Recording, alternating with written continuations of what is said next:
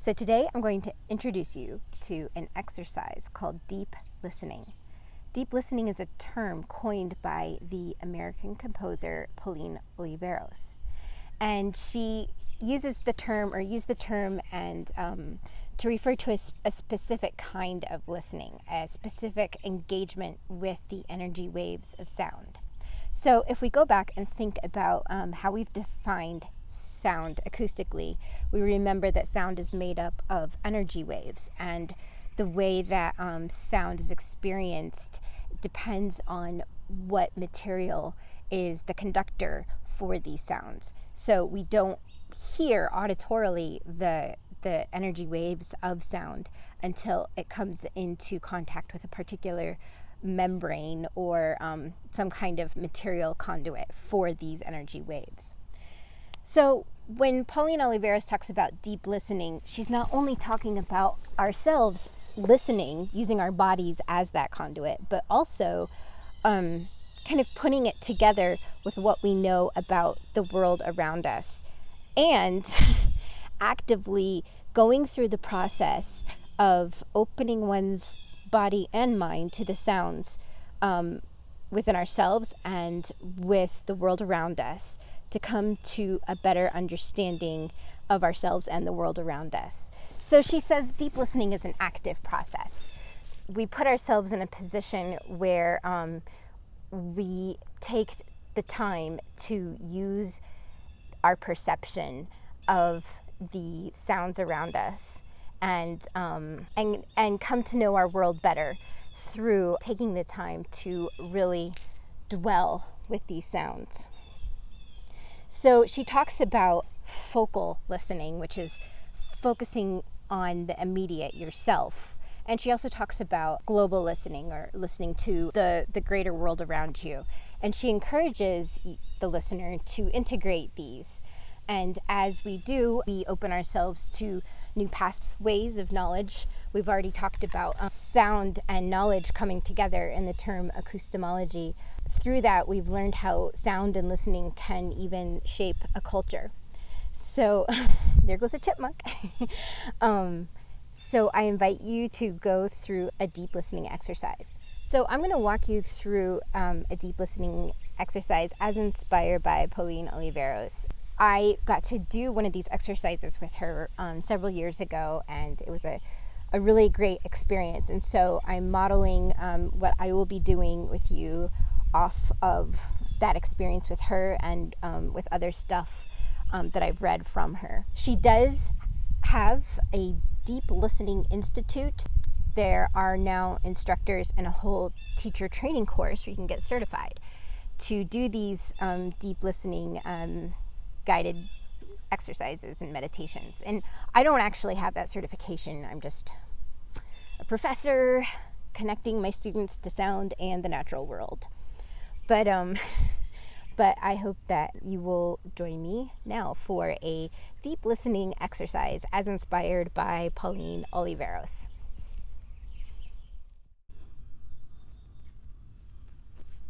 For your deep listening experience, I encourage you to find somewhere outside. Our class is devoted to experiences in the natural world, and so coming outside is important for that. So I walked into the woods a little ways just to kind of get away from the road and immediate traffic noises. It's a really beautiful autumn day out here, and a little bit overcast, lots of birds, and the wind in the trees. I brought my old yoga mat because the ground has sticky, sappy pine needles and it's a little damp. So I'm comfortable and I'm close to the ground, and I'm in a pleasant location. So those are all good environmental things to consider when you're choosing a sitting place for yourself. I encourage you to sit on the ground if you can. We begin deep listening by focal listening, that is, focusing inward on your own body and listening to your body. And part of this comes from first grounding yourself in your spot. Pauline Oliveros talks about in visually connecting your spine to the earth's core, the bottom of your spine to the earth's core. And as you visualize that, you kind of feel the energy flow from your body grounding into the earth beneath you, and kind of think of yourself as getting anchored to listening inwardly to your own body and the sounds of the energy waves kind of passing through your own body. So take a moment, take a few deep, slow breaths, and focus on visualizing the bottom of your spine connecting with the earth's core.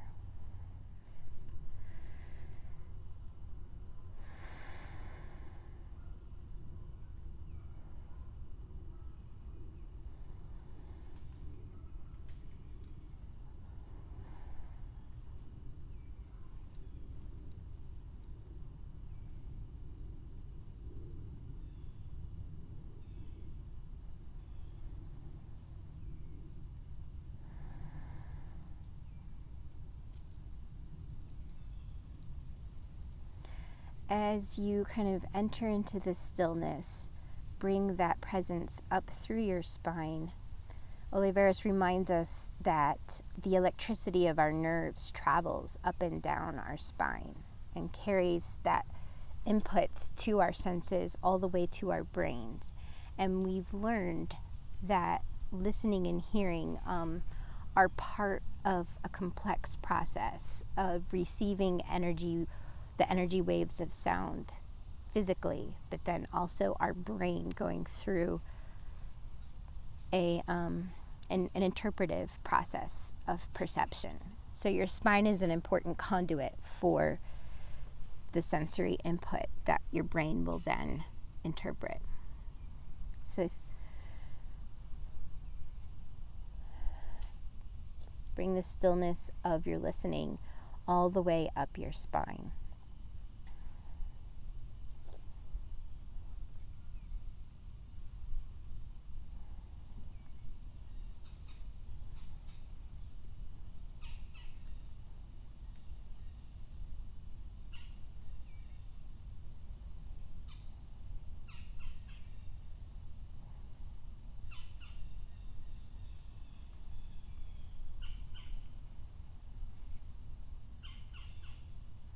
And then, as your listening travels up the curves of your spine, up to your neck,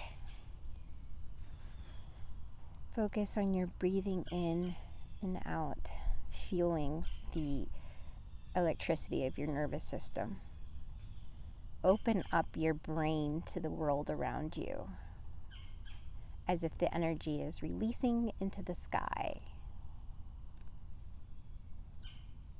And bring that focal listening to the global listening, or just the world around you.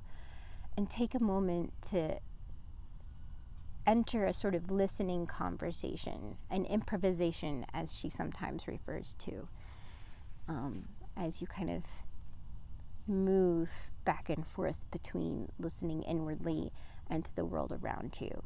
Just be present with the sounds. Don't feel like there's a right or wrong way to be listening. Just bring your awareness and your attention to the sounds and how you and your brain perceive them and integrate them into perception. Now, you may choose to close your eyes while you listen, or you can keep your eyes open. I believe that listening is multisensory, so you may feel the wind brush against your face, or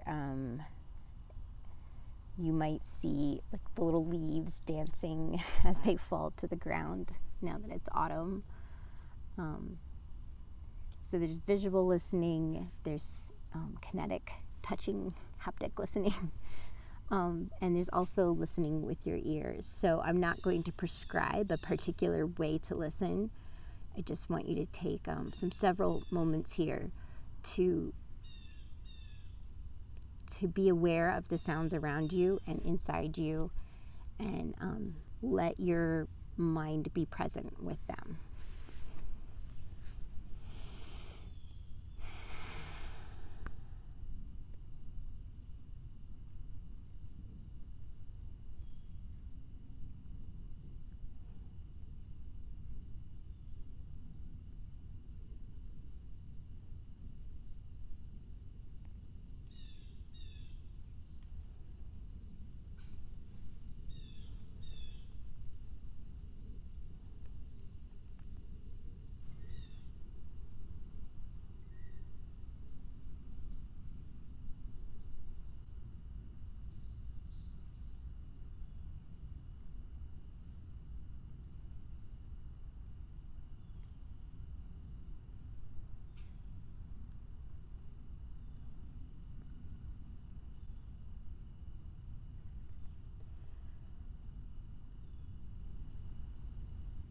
Are you surprised by anything that you can hear that you might not have noticed before?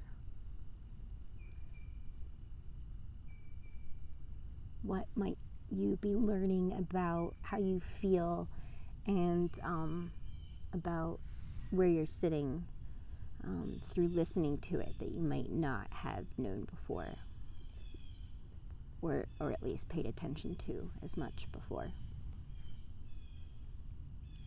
I encourage you to spend